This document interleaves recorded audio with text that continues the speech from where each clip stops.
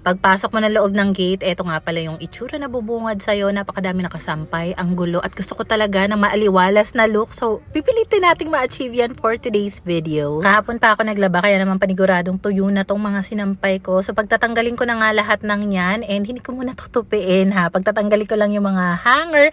And then, mag-move on tayo. Move on sa paglilinis. Buong araw ako naglaba kahapon, kaya naman naubos ko talaga lahat ng labahin ko. Even yung mga labahin ni Papa, pinaglalabahan ko na rin. Kaya naman, malaking kaluwagan yan sa gawaing bahay ko today. Meron din ditong iilang mga stuffed toys na mga anak ko na nilabhan ko rin. Kaya naman, ilalagay ko sila dito sa compression bag. Ayoko kasi munang mahalo sila doon sa mga ibang stuffed toys na nandun lang sa kwarto. So, eto nga palang katabi ng washing machine. Metal rack yan na nilagyan ko lang ng lavabo curtain para naman hindi kita yung kalat doon. Then, sa kabilang side, eto naman yung itsura niya. Sobrang gulo tignan. Medyo madaming gamit. May mga bagong parcel din akong dumating and kailangan kong gawa ng content yan sa mga susunod na araw. So, ang gagawin ko muna yung bike at saka scooter ng mga bata.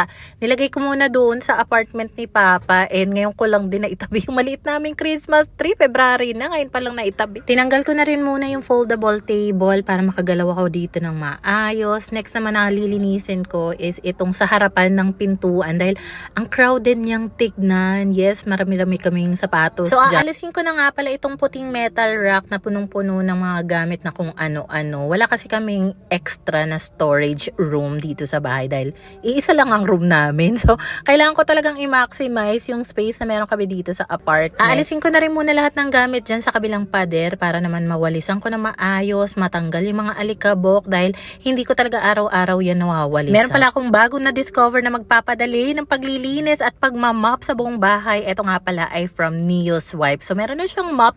Then, meron na rin included dito na wet cloth mop. So yes, para siyang wet wipes talaga pero pagkalaki-laki. Tapos ang bango ng scent nito, amoy fresh, amoy panglinis, ganon. So ang gagawin mo pala is ididikit mo lang siya dito sa mismong mop and hindi yan matatanggal dahil dito sa may likod banda ng mop, meron niyang suksukan. So kapit na kapit yung wet mop cloth. From time to time talaga, minamop ko yung mga pader namin dahil ayoko nakikita yung mga namumuong alikabok dyan. Although hindi naman yan maiiwasan lalo na yung pader namin puting-puti. So, ayan, kita mo naman, ang dami agad nakuhang alikabok. So, kung ikaw yung tipo na ayaw ng laba ng laba, kusot ng kusot ng mga basahan sa mop, ganito na lang yung gamitin. Maliban nga pala sa wet mop cloth, meron ding dry version ito. Diba? So, kung tipong gusto mo mag-mop pero ayaw mo ng basa na wipes, yung ipang pupunas, meron din yung ganyan. O, diba, ang bongga? If ever na bet yun ng ganitong products from Neo's Wipe, lagay ko na lang yung link niyan sa comment section. So far, nagustuhan ko rin dito sa mop niya dahil meron siyang extendable rod. So, ibig sabihin, kahit ayan, matataas nga yung wall na minamap ko, abot na abot and lightweight lang din kasi siya. So, hindi nakakangalay sa kamay habang nagmamap. And, dumako naman tayo sa exciting part dahil meron akong bagong cabinet from SIV Home Deco. Alam nyo na yan. Karamihan ng mga ginagamit ko talagang pang heavy duty ng mga cabinet is from SIV Home Deco. So, syempre gusto ko i-clear muna itong area na ito dahil dyan ko nga yan isi-set up. So, anyway, yung material nga pala nitong cabinet, metal siya. Kaya naman alam kong pang matagalan. And ganito rin kasi yung ginamit ko or nilagay kong cabinet sa kabilang bahay, sa kitchen nila, and even sa bahay ng kuya ko sa Cavite. Nagdala rin ako ng ganitong metal cabinet. Iba lang yung style. Pero alam ko na kasi yung quality ng cabinet from SIV Home Deco. So, ayan na nga pala siya and thank you sa papa ko na tinulungan ako mag-assemble ng kalahati nito.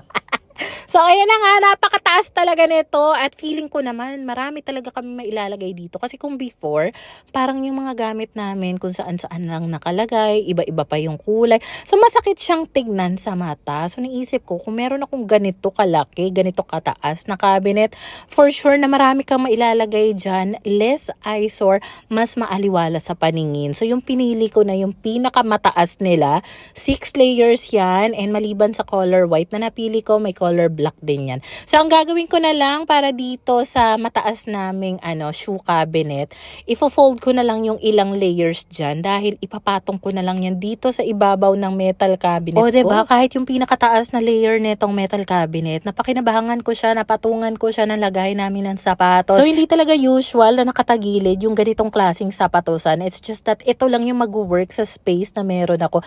Nagkasya rin naman yung mga sapatos namin dyan. O, diba? Even nga yung isa kong boots, kasya na kasi nakatayo na nga yung mga sapatos sa ibabaw ng metal cabinet. So, anyway, i-clear ko lang ito. Meron akong mga ilang ibabawas dito ng mga sapatos, tsinelas na hindi namin nagagamit. And paglalagyan ko na rin ng laman itong bagong cabinet natin from SIV Home Deco. So, bali itong nasa kanan na metal rack na kulay puti, i-clear ko yan. And meron akong pagbibigyan kasi nito, matagal ko na ipangako sa kanya yan. Pwede kasi yung pagpatungan ng microwave, ibang stuff sa kusina, small appliances.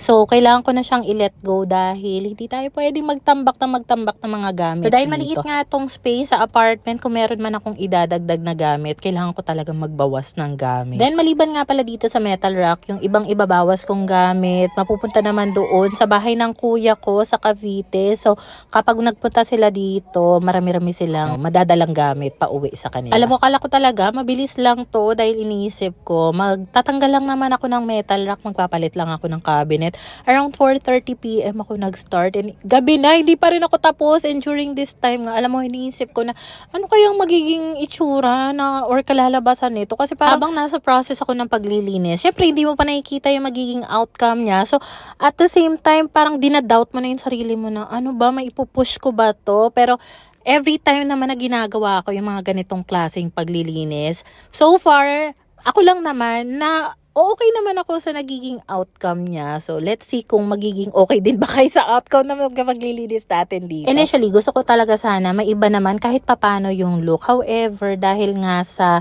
maliit na space, tapos inisip ko, ano ba yung purpose na itong space na ito maliban sa storage area / laundry area. Gusto ko rin kasi maging maayos na working area ito bilang affiliate ako. Kailangan kong mag-unbox ng mga products. So, dapat meron akong enough space para dyan. Kaya naman, binalik ko na lang din itong malaki namin lamesa dyan dahil maganda talaga yan, napaka-sturdy niyan. Kahit patungan niya ng mga anak ko or kahit upuan ko yung lamesa na yan, carry ako. Ginamit ko na rin pala yung Neo Swipe na wet mop cloth para punasan yung lamesa, yung maliit na drawer.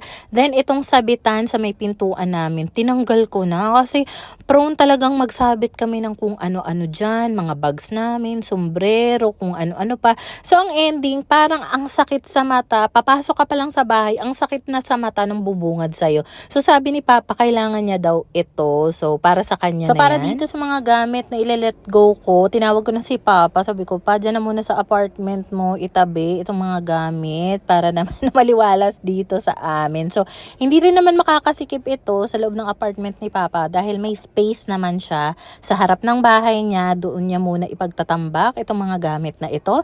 Then, naisip niya na itong ladder dito na lang isiksik sa gilid. Nung una, ayaw ko siyang ilagay dyan kasi iniisip ko, baka tsaka tingnan. Pero kasi gusto ko na accessible sa amin palagi itong ladder. Kasi may times din talaga na kailangan kong umakyat-akyat, may mga linisan, kumpunihin sa na matataas na lugar. So, okay din naman pala siya dyan. And don't worry, hindi yan basta-basta malalaglag dahil maayos yung pagkakasalpak ni Papa dyan. So, iuwi na rin pala muna ni Papa yung extra naming patungan ng gasolate na never naming nagamit. At the same time, meron kaming extra ice maker. So, doon muna siya sa apartment ni Papa. Doon lang naman sa likod yung unit niya. Huwag kayo mag-alala. Sobrang napakinabangan ko rin itong plastic na flip door cabinet from SIV Home Deco din niya. Natanggal lang yung isa niyang gulong. So, naisip ko, ibibigay ko to sa kuya ko para paglagyan ng iba nilang gamit or stock sa pantry or kung ano mang gusto nilang ilagay dyan. Sobrang tibay nito. Tapos, made of plastic yung material niya. Kailangan ko siyang i-let go kahit na sobrang ganda niya. Sobrang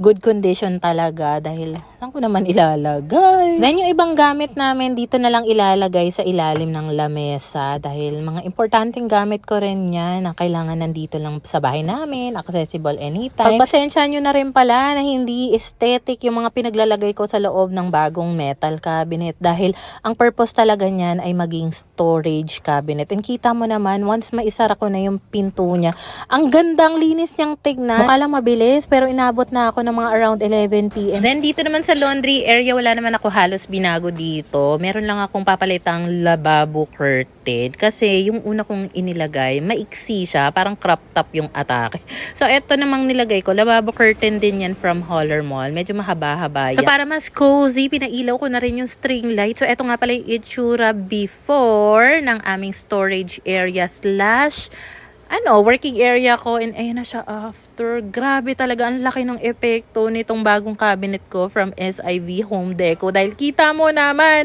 nagmukha talaga maaliwalas dito. Tapos lahat ng mga gamit ko, nagkasya talaga dyan. Malaki pa nga yung space sa ibabaw. Hindi rin talaga mawawala yung mga pahanging plants natin dito sa bahay. Dahil feel na feel ko talaga yan. Ito naman yung maliit naming laundry area. May maliit na drawer din kami dito na lagayan ng mga kung anek-anek namin. May maayos na space para sa ladder namin. Maganda yung lagayan din ng mga sapatusan. And yung storage cabinet namin, over sa ganda. So, yung pintuan dati, yung mga nakasabit dyan ng mga bag, sombrero. Ngayon, maaliwalas na ulit yung pintuan namin dahil lahat ng mga bag, sombrero, nandun na sa loob ng storage cabinet namin from SIV Home Deco. Almost midnight na nga pala ito. Magba-birthday na ako. So, ayun lang muna. Bye for now.